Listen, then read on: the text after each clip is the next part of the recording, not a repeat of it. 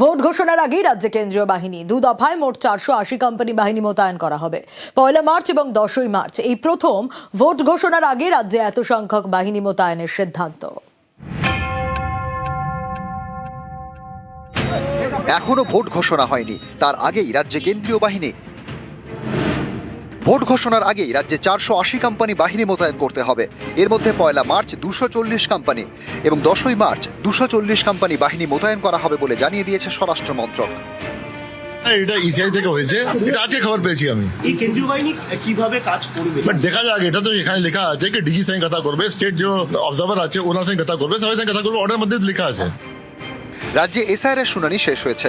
এই শুনানি চলাকালীন দক্ষিণ 24 পরগনার বাসন্তী এবং মুর্শিদাবাদের ফারাক্কা সহ বেশ কয়েকটি কেন্দ্রে উত্তেজনা ছড়ায়, ভাঙচুর চলে। জানা গিয়েছে কমিশনের আশঙ্কা চূড়ান্ত ভোটার তালিকা প্রকাশের পরে অশান্তি হতে পারে। সেই মতো তারা বেশ কিছু স্পর্শকাতর এলাকা চিহ্নিত করেছে। এই ধরনের স্পর্শকাতর এলাকাতেই ভোট ঘোষণার আগেই মোতায়েন করা হবে কেন্দ্রীয় বাহিনী।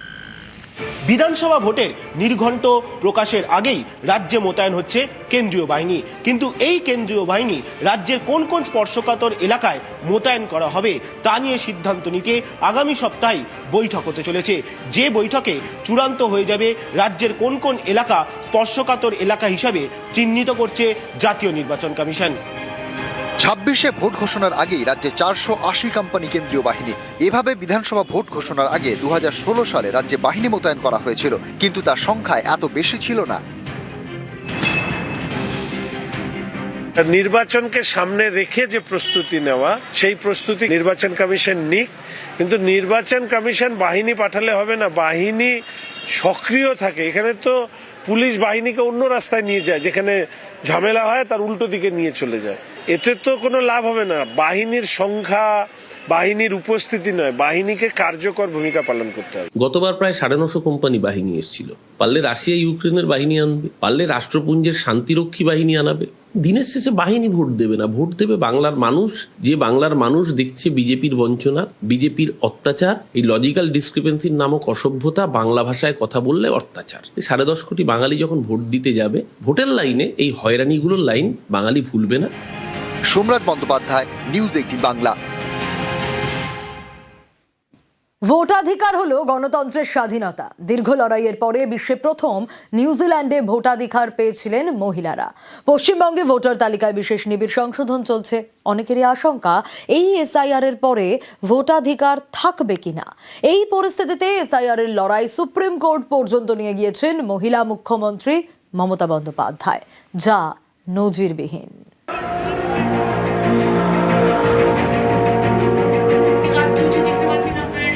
ঘরেও লড়াই, বাইরেও লড়াই, মহিলাদের অস্তিত্ব রক্ষার লড়াই। একসময় ভোট দেওয়ার জন্যও লড়েছিলেন মহিলারা।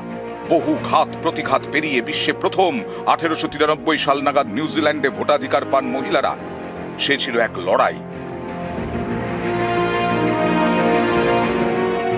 এত বছর পরেও ভোটাধিকার রক্ষার লড়াই চলছে। লড়ছেন এক মহিলা, বাংলার মুখ্যমন্ত্রী মমতা বন্দ্যোপাধ্যায়। অনেকের মতে এই লড়াই নজিরবিহীন, নারী ক্ষমতায়নের দৃষ্টান্ত। পৃথিবীর বিভিন্ন জায়গায় বিভিন্ন সময় বিভিন্ন পরিবর্তনের হাওয়া কিন্তু মহিলাদের আন্দোলনের মাধ্যমে এসছে। সেটা মহিলাদের ভোটাধিকারের কথা হতে পারে। রোটারি ইন্টারন্যাশনালের যদি আপনি আন্দোলন দেখেন, তার মধ্যেও কিন্তু মহিলাদেরকে ইনক্লুড করার একটা বড় আন্দোলন, সেই আন্দোলন থেকে একটা বিশ্বমাপের পরিবর্তন হওয়া। এই সিচুয়েশনটা মহিলারা যে সবসময়ই জননী রূপে পশ্চিমবঙ্গ এবং সমাজকে একটা নতুন পথ দেখায়, সেটা মাতঙ্গিনী হাজরা থেকে মমতা ব্যানার্জি দিনে দিনে আমাদের কাছে প্রকাশ করছে। পশ্চিমবঙ্গে চলা এসআইআর প্রক্রিয়া নিয়ে আপত্তি। নির্বাচন কমিশনের বিরুদ্ধে সুপ্রিম কোর্টে মামলা করেন মমতা বন্দ্যোপাধ্যায়। মামলা করেই থেমে থাকেননি। গত 4 ফেব্রুয়ারি নজিরবিহীন দৃশ্য দেখে সারা দেশ।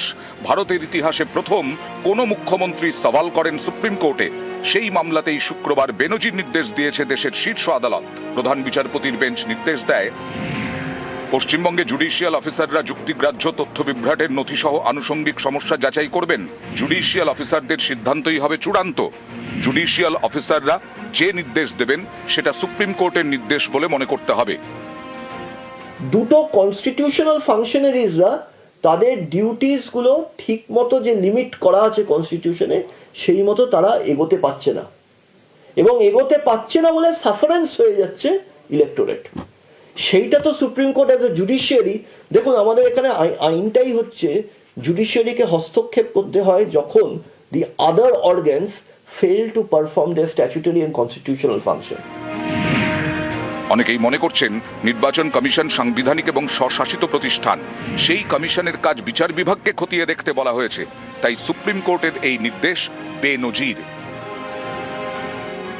আজ ৭৬ বছর আগের তৈরি প্রতিষ্ঠান যা স্বীকৃত পেয়েছে সংবিধানের ৩২৪ নম্বর ধারায়, সেই সাংবিধানিক সংকট গণতন্ত্রে আজকে ৭৬ বছর বয়সে প্রকট হলো এবং গণতন্ত্র তার সাবালকত্ব প্রমাণে ব্যর্থ হলো আংশিকভাবে, যেখানে বিচার ব্যবস্থাকে তার একটা গভীর উদ্বেগ প্রকাশ করতে হলো। যে কাজগুলো এক্সিকিউটিভদের করার কথা তাদের উপরে সুপ্রিম কোর্ট আস্থা রাখতে পারছেন না। ডিস্ট্রিক্ট জুডিশিয়ারির যে অফিসাররা, জুডিশিয়াল অফিসারদের, তাদেরকে আজকে আহ্বান করতে হচ্ছে, অনুরোধ করতে হচ্ছে যে আপনারা এই প্রসেসটার মধ্যে যুক্ত হন। এটা তো ভারতবর্ষের স্বাধীনতার পরে আমরা এই আইনটা প্রণয়নের পরে আমরা এরকম কোনো পরিস্থিতি হয়েছে বলে জানি না। ভারতের প্রথম মুখ্য নির্বাচন কমিশনার ছিলেন সুকুমার সেন। এক বাঙালির হাত ধরে স্বাধীনতার পরে ভোট কি 1951 সালে তা জেনেছিল দেশ। এত বছর পেরিয়ে যাওয়ার পর 2026-এ ভোটাধিকার রক্ষার লড়াইয়ে আরেক বাঙালি, মুখ্যমন্ত্রী মমতা বন্দ্যোপাধ্যায়। তিনি সুপ্রিম কোর্টে গিয়ে মামলা করেছেন, যে মামলায় নজিরবিহীন নির্দেশ দিয়েছে দেশের শীর্ষ আদালত। নির্বাচন কমিশনের কাজ খতিয়ে দেখবে বিচার বিভাগ। নিউজ 18 বাংলা। আর এবার সিইওর বিরুদ্ধে সরব অভিষেক। সুপ্রিম কোর্টের নির্দেশ অমান্যের অভিযোগ। ইআরওরা কাজের অগ্রগতি দেখতে পাচ্ছেন না বলে অভিযোগ। সোশ্যাল মিডিয়ায় সরব পোস্টে অভিষেক বন্দ্যোপাধ্যায়।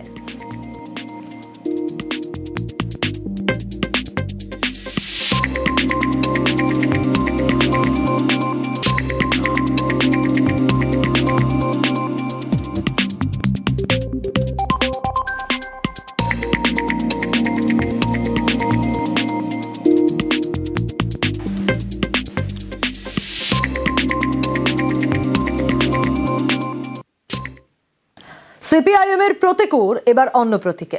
শনিবার জল্পনার অবসান, তৃণমূলে প্রতীকুর রহমান।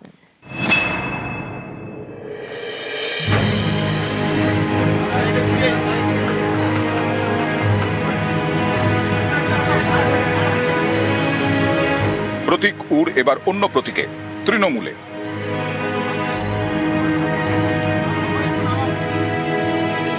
পশ্চিমবঙ্গের মাটিতে বাংলার অস্মিতা, বাংলার গৌরব, যেটা নিয়ে বাংলার মুখ্যমন্ত্রী লড়াই করছেন, সঙ্গে আমাদের নেতৃত্ব অভিষেক ব্যানার্জি লড়াই করছেন, এবং যেভাবে গোটা ভারতবর্ষে মানুষের কণ্ঠ রোধ হচ্ছে, তার বিরুদ্ধে দাঁড়িয়ে বিজেপির বিরুদ্ধে লড়বার জন্য সবচেয়ে বড় শক্তি হচ্ছে তৃণমূল কংগ্রেস। তাই আমি তৃণমূল কংগ্রেসের সঙ্গে এসছি, অভিষেক ব্যানার্জির সঙ্গে এসছি, মমতা ব্যানার্জির সঙ্গে এসছি।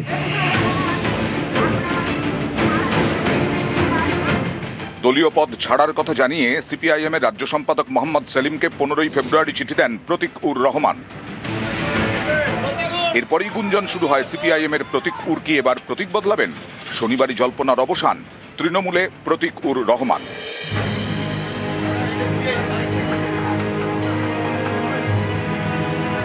2024-এর লোকসভা ভোটে ডায়মন্ড হারবার থেকে অভিষেক বন্দ্যোপাধ্যায়ের বিরুদ্ধে লড়েন প্রতীক উর। শনিবার তাঁর হাত ধরেই যোগ দিলেন তৃণমূলে। বলছে না ডিল হয়েছে, ডিল হয়েছে, হ্যাঁ ডিল হয়েছে। বিজেপিকে পশ্চিমবঙ্গের মাটিতে আটটাও বিজেপিকে ঢুকতে দেবো না, এইটাই ডিল হয়েছে আমার। বললো যারা তোমার মেলেছিল তুমি তাদের সঙ্গে গেছো। যারা আমাকে বলছে, আমি তাদের কাছে প্রশ্ন করবো, আমি মার খেয়েছিলাম কাদের জন্য? আমি তো মার খেয়েছিলাম তোমাদের জন্য। তোমরা তো আমাকে ঠেলে দূরে সরিয়ে দিয়েছো। তরুণ প্রজন্মের প্রতিনিধিরা যারা এক বুক আশা আকাঙ্ক্ষা স্বপ্ন নিয়ে রাজনীতিতে এসছেন, তাদেরকে বলবো তৃণমূলে আসুন। আমি অন্তত সুযোগ করে দেবো আমার যতটুকু সামর্থ্য রয়েছে, এবং আমাদের দলনেত্রী বারে বারে আগামী প্রজন্মকে সরাসরি রাজনীতিতে এসে কাজ করার আহ্বান জানিয়েছে। আমি সকলকে আহ্বান করব যে আসুন, সবাই মিলেই যদি সমাজকে আরও শক্তিশালী করতে হয় এবং বিজেপির এই সাম্প্রদায়িক উস্কানি এবং বৈষম্যবাদী এবং বিভাজনের রাজনীতি থেকে যদি মুক্তি দিতে হয়, বাংলায় যেভাবে মমতা বন্দ্যোপাধ্যায় লড়াই করেছে, ভারতবর্ষের কাছে মডেল। তৃণমূলে যোগদানের পর শনিবার প্রতীক উরকে বহিষ্কার করে সিপিআইএম। রাজ্য সম্পাদক মণ্ডলীর সিদ্ধান্ত, প্রতীকুর রহমান শত্রু শিবিরে যোগ দেওয়ার জন্য এবং পার্টি বিরোধী কার্যকলাপে লিপ্ত থাকার জন্য তাকে আমরা বহিষ্কার করছি। দলের অভ্যন্তরে একদল ব্যক্তি আছে যারা মতাদর্শের যে নিজেকে প্রতিষ্ঠা করার চেষ্টা করেছিল, কথা বহুবার বলেছি, শোনা হয়নি। তো যখন মুখ খুলে যে কর্নার করা হয়েছে, একটা প্রতিকূল রহমানের রাজনৈতিক মৃত্যু হয়েছে, আলিমুদ্দিনের সাহেবরা যদি সেই মৃত প্রতিকূল রহমানের লাশকে পোস্টমর্টম করে, তাহলে ওনারা বুঝবেন প্রতিকূল রহমানরা কেন দল ছাড়ে। এখন যে পথ বেছে নিয়েছে মার্ক্সবাদী পথ ছেড়ে, সেখানে সেই পথে যারা পথিক তাদের মতো করে সাফল্যের শিখরে উঠুক, ভালো থাকুক এই আশা করব। A man is known by the company he keeps, so let him enjoy his new company.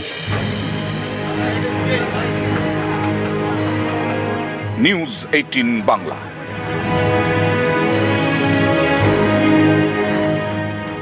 News flash. ফিরলাম ব্রেকের পর। ভাঙড়ের দিকে নজর রাখতেই হবে, তার কারণ ভাঙড়ের তৃণমূল নেতা খায়রুল ইসলাম, তার উপর হামলার অভিযোগ উঠছে। আহত শওকত ঘনিষ্ঠ খায়রুল সহ 4 জন।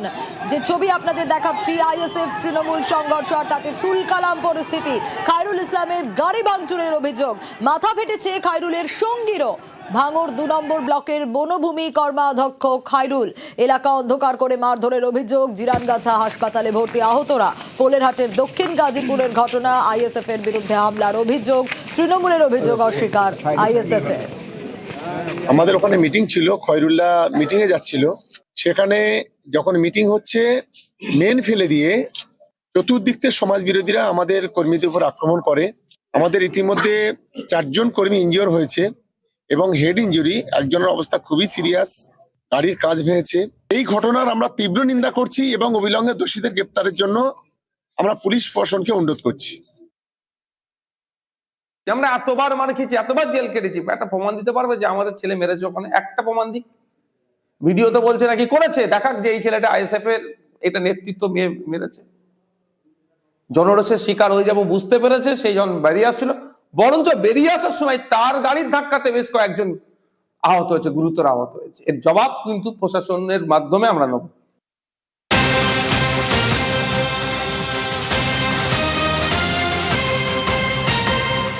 আর রাতে একেবারে দফায় দফায় ভাঙড়ে উত্তেজনার পরিস্থিতি তৈরি হয়। খায়রুলের উপর হামলার পর শওকত টার্গেট। শওকত মোল্লার গাড়ি লক্ষ্য করে বোমা, গুলি। পোলেরহাট থানা থেকে ফেরার পথে হামলার অভিযোগ।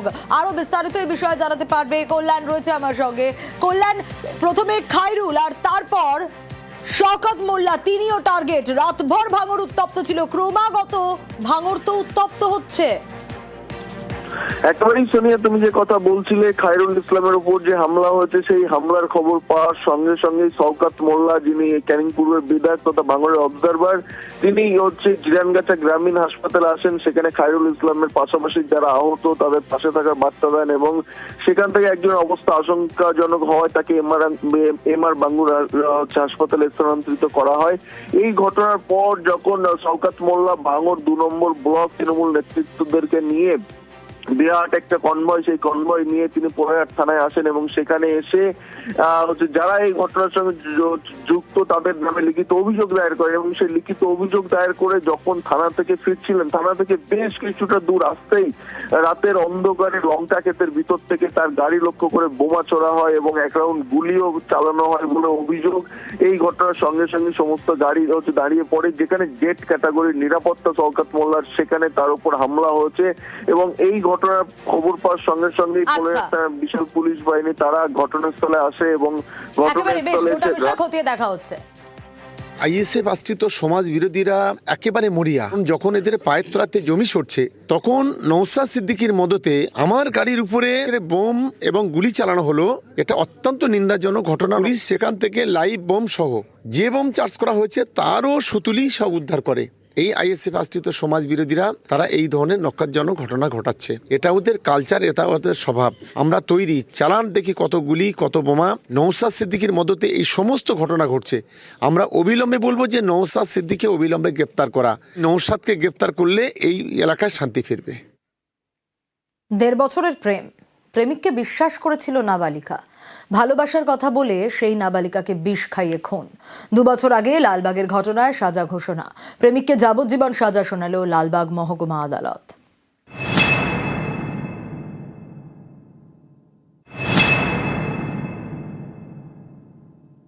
মুর্শিদাবাদের লালবাগ এখানকার বাসিন্দা বছর 16 নাবালিকাকে বিষ খাইয়ে খুন। 2023 সালের ঘটনায় নাবালিকার প্রেমিককে যাবজ্জীবন সাজা শোনালো মুর্শিদাবাদের লালবাগ মহকুমা আদালত।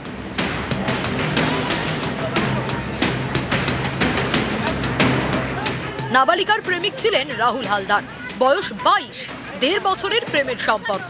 প্রেমিককে বিশ্বাস করতেন নাবালিকা। 2023 সালের জুন প্রেমিকাকে নিয়ে একটি আম বাগানে যান রাহুল।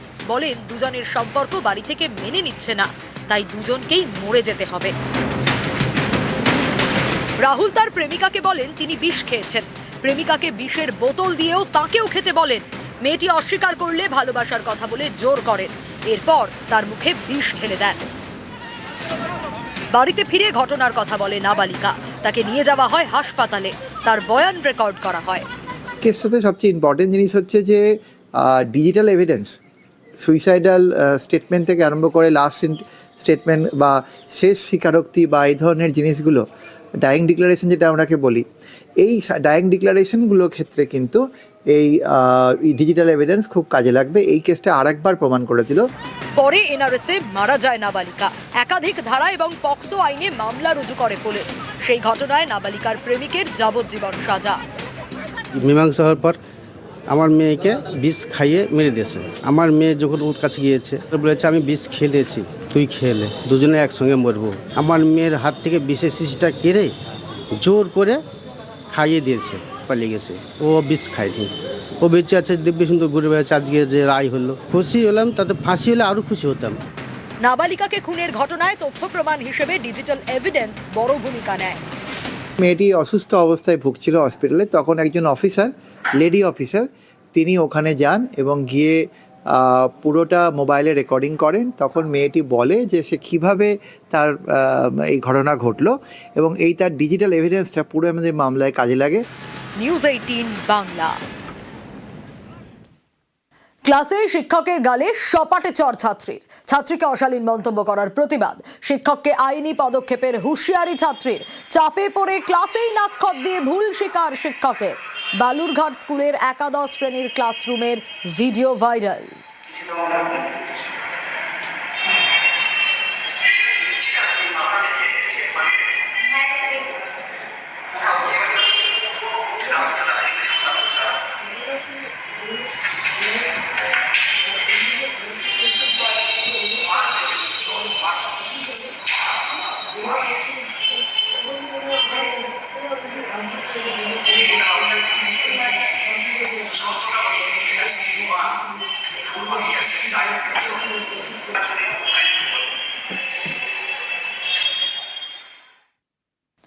ডেবরার কাকড়া শিবরাম গ্রামে পাকা রাস্তা। 50 লক্ষ টাকায় 1 কিলোমিটার রাস্তা সংস্কার। পাকা রাস্তায় যাতায়াতের সমস্যার সমাধান। আদিবাসী উন্নয়ন দপ্তরের উদ্যোগ। দীর্ঘদিনের দাবি পূরণে খুশি বাসিন্দারা। খুবই আমাদের উপকার হয়েছে। সরকারকেও খুব ধন্যবাদ জানাই। সমস্ত মানুষ খুবই আনন্দিত, উৎসাহিত এই রাস্তাটা করার জন্য। রাস্তা হচ্ছে, কাজও ভালো হচ্ছে। হ্যাঁ, এখন খুব সুবিধা হবে আমাদের। বিশেষ করে সুবিধা হবে কি বলতো, ডাক্তারের জন্য আমাদের যে এই যে পরিবার একটা যে কোনো অসুস্থ হয়ে গেলে কেউ আসতে চাইতো না। আমাদের এইসব এলাকাবাসীকে দেখছে, তার জন্য আমরা অসংখ্য অসংখ্য ধন্যবাদ জানাই সরকারকে। নজর এবার ওয়েদার আপডেটে, কারণ শীত পেরিয়ে বসন্ত, আর বসন্তেই নাকি বৃষ্টি। আগামীকাল ও পরশু 2 বঙ্গে বৃষ্টির সম্ভাবনা। বাড়বে তাপমাত্রাও, জানালো আলিপুর আবহাওয়া দপ্তর।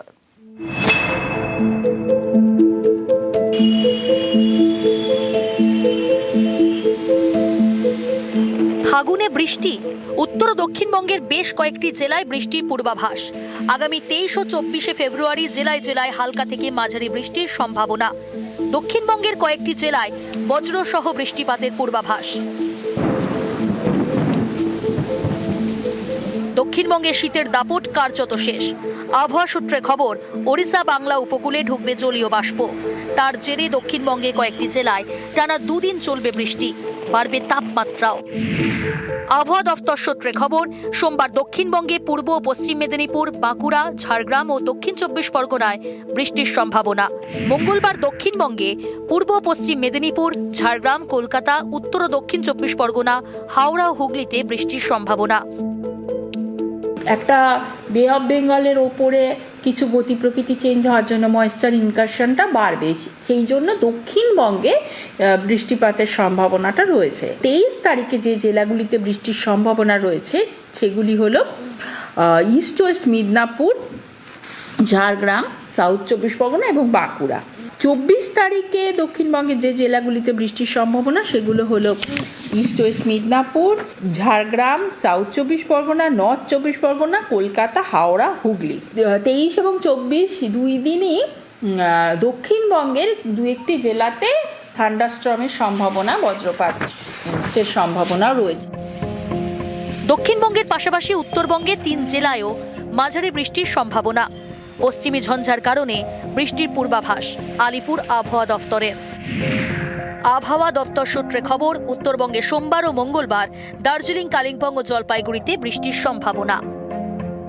উত্তরবঙ্গে কিছুটা ওয়েস্টার্ন ডিস্টারবেন্সও আসার সম্ভাবনা রয়েছে এবং সেই কারণে উত্তরবঙ্গেও বৃষ্টির সম্ভাবনা রয়েছে। তো দুই বঙ্গেই বৃষ্টির সম্ভাবনা রয়েছে ওই 23 এবং 24 তারিখে। আর উত্তরবঙ্গের ক্ষেত্রে দুদিনই 23 এবং 24 দুদিনই হালকা থেকে মাঝারি বৃষ্টির সম্ভাবনা রয়েছে দার্জিলিং, কালিম্পং ও জলপাইগুড়ি জেলাতে।